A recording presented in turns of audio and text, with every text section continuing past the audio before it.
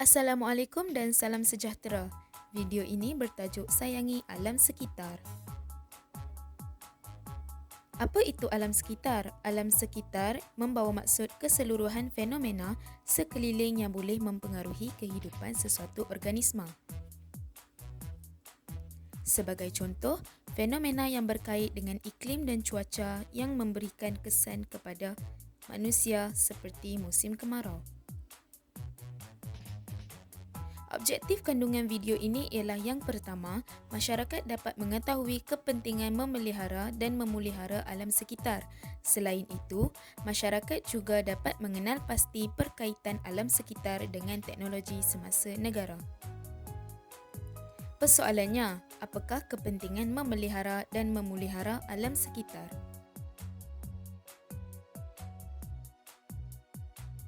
Sebelum itu, mari kita lihat perbezaan maksud atau definisi di antara memelihara dengan memulihara.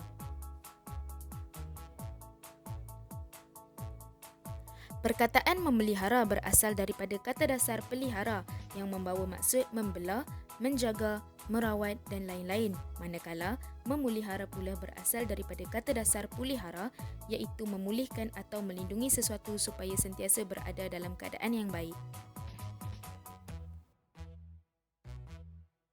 Seterusnya, kepentingan memelihara dan memelihara alam sekitar ialah habitat flora dan fauna terpelihara. Perkara ini kerana semakin hari, pembangunan bertempatan bertambah rancak disebabkan oleh pertambahan bilangan populasi penduduk. Jadi, alam sekitar seperti gunung ganang dan taburan hutan hingga ke laut yang merupakan tempat tinggal habitat flora dan fauna terganggu kerana dijadikan lokasi pembinaan pembangunan. Perkara ini telah menyebabkan hidupan flora dan fauna kehilangan tempat tinggal dan spesies mereka juga diancam kepupusan. Selanjutnya, memastikan kesihatan manusia terjamin. Perkara ini kerana manusia merupakan makhluk yang lemah dan mudah dijangkiti sebarang penyakit.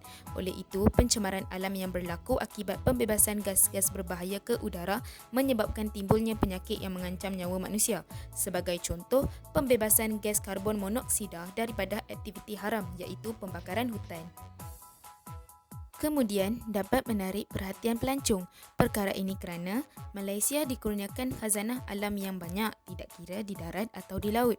Jadi, perkara ini mampu menjana ekonomi setempat dan menyumbang kepada pertumbuhan ekonomi negara secara amnya. Sebagai contoh, keindahan pulau-pulau yang kaya dengan pelbagai terumbu karang seperti Pulau Besar di Melaka dan Pulau Tioman di Pahang. Selain itu, apakah cara-cara untuk memelihara dan memulihara alam sekitar? Cara pertama adalah menggunakan sumber tenaga yang boleh diperbaharui seperti air, suria dan angin. Seterusnya, mengamalkan kitas semula. Sebagai contoh, bahan yang boleh dikitas semula ialah surat khabar, tin dan kaca.